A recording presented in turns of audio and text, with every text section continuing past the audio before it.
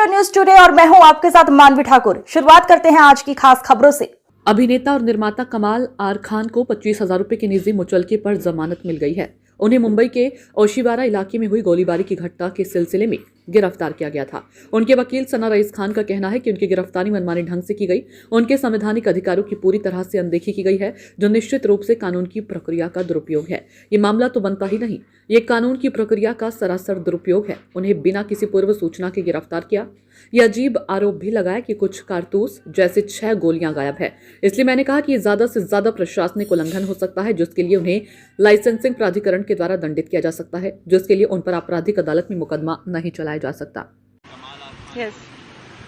So invocation of incorrect section like 110 of BNS and his arrest carried out in an arbitrary manner, completely disregarding his constitutional safeguards, definitely amount to abuse of process of law. So this is a classic example of abuse of process of law. And even, while I was arguing before the court, the biggest challenge that arose was that while I was arguing before the magistrate court, the question was that section 110 is sessions tribal. So I was asked, of course, while arguing. So I mentioned during my argument that, even magistrate court has immense power and is empowered to deal with cases where prima facie, section that is invoked is not made out. And in a case like this, where intention and knowledge is not even attributed to him, this is not the allegation that he aimed at the building or aimed at the person and fired from his arms. वो जो उनके arms है, that anyway he is a licensed owner. And allegation तो इतना perverse है और इतना bogus है that suddenly after a period of 6 days, suddenly some person whose name bears no mention in the remand report, he says after 6 days that he heard कि हाँ firing उनकी building से हुई है. Suddenly after 6 days he says so. अब उस basis पे, but if you see the range of the pistol cannot be more than 20 to 30 meters, and the distance between his bungalow, my client's bungalow, and that building where जहाँ पे firing हुई है, उसमें ही technically more than 1500 meters. So, even hypothetically, even practically, it is impossible for this act to happen. So absolutely, ये जो case है वो बनता ही नहीं है. Absolutely बेबुनियाद case है. Just abuse of process of law, ऐसे ही बस case को, misuse of provisions of law, ऐसे ही हुआ है. Because अगर आप देखो तो इसमें section 35(3) of BNSS, which is mandatory, to serve notice to any person where offence is punishable up to 7 years or below 7 years, उन्हें notice भी नहीं दी गई, उन्हें बिना notice के arrest कर लिया गया.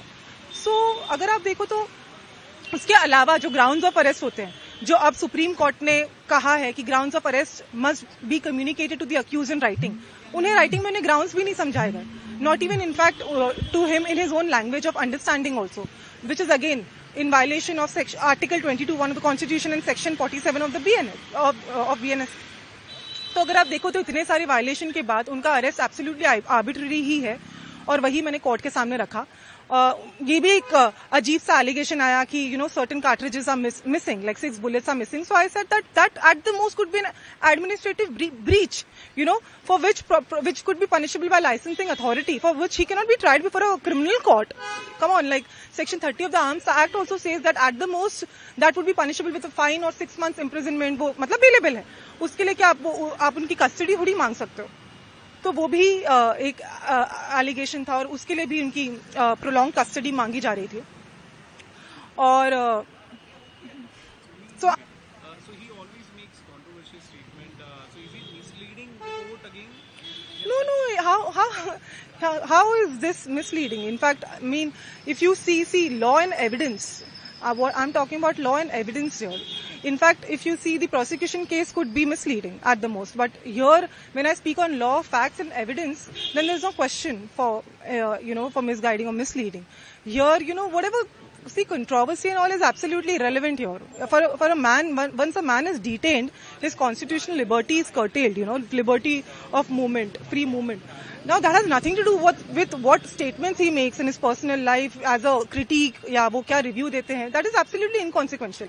उसके लिए आप ये सब चीजें बहुत ही अलग हैं, और यहाँ पे अचानक से आर्बिट्री अरेस्ट करके इस तरह से किसको जेल में डालना, that also is travesty of justice.